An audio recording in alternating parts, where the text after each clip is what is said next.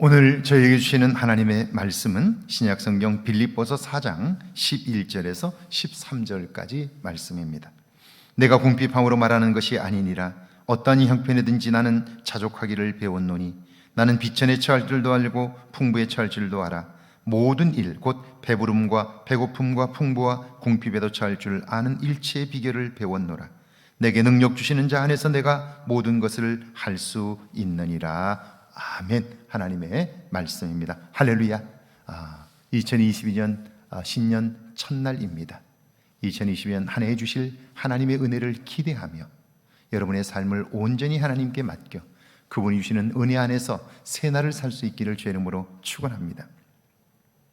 사람의 말은 비슷하지만요, 그런데 완전히 다른 경우들이 참 많아요. 에디슨이 했다는 천재는 99%의 노력과 1%의 영감으로 이루어진다는 말이 있죠. 사람들은 이 말을 무엇인지 노력하면 안 되는 것이 없어 이렇게 이해했습니다. 그런데 에디슨이 이 말을 한 의도는요, 1%의 영감이 없는 99%의 노력은 아무 소용이 없다는 거예요. 그는 발명가이며 과학자예요.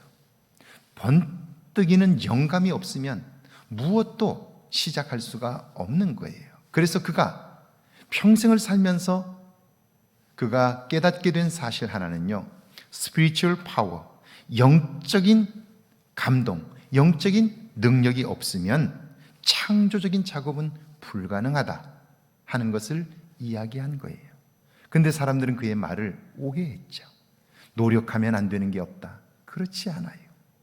만약 노력해서 안 되는 것이 없다면 우리는 더 이상 하나님을 의지할 필요가 없는 거예요.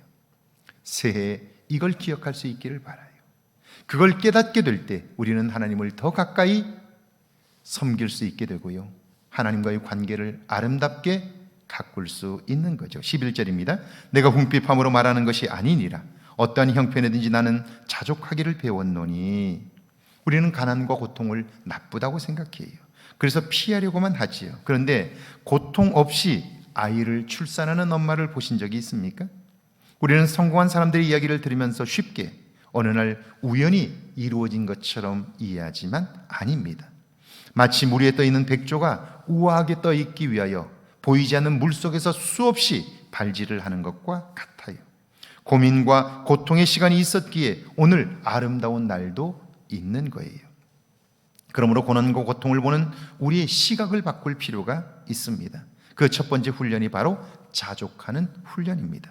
주어진 환경과 여건에서 만족함을 배우는 훈련이에요.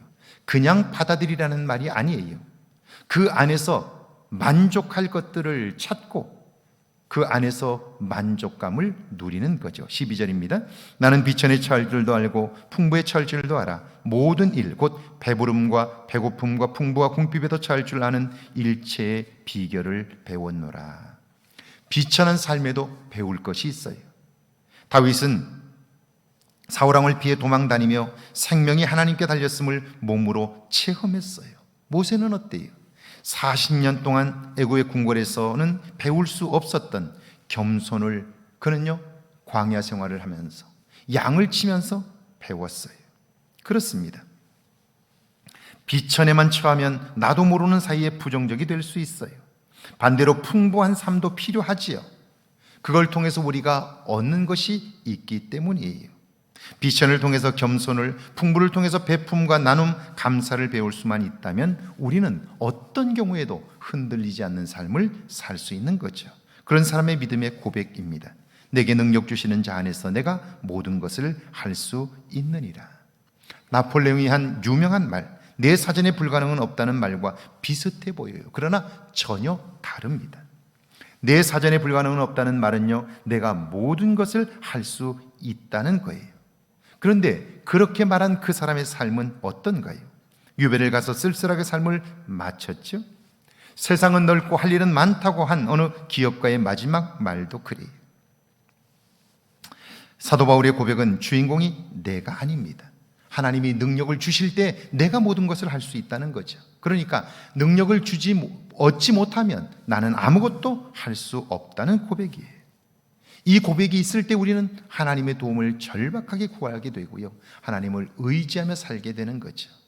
이 한해 여러분은 무엇으로 새날을 사시겠습니까? 하나님 안에 모든 것이 있습니다. 하나님은 모든 것을 하실 수 있기 때문이죠. 그분을 의지함으로, 그분과 한 걸음 더 가까워짐으로, 그분을 깊이 알아감으로 여러분 이전에 경험하지 못한 새로운 날들이 있기를 주의 이름으로 축원합니다. 함께 기도합니다. 자족하는 법을 배우게 해달라고요, 하나님이 주시는 능력으로 새해를 살게 해달라고요, 함께 기도합니다. 하나님 아버지, 은혜와 사랑을 감사합니다. 매 순간 하나님과 동행하면서 그때 주시는 은혜를 발견하게 하시고 자족하는 훈련을 하게 하옵소서. 하나님이 주시는 능력으로 새해를 살게 하시되 2022년에는 하나님을 더욱더 가까이 하게 하시고 하나님을 알게 하시고 만나게 하시고 경험하게 하셔서 하나님이 주시는 능력 안에서 내가 모든 것을 할 수 있음을 알게 하옵소서. 이 한 해를 마음껏 축복하여 주옵소서.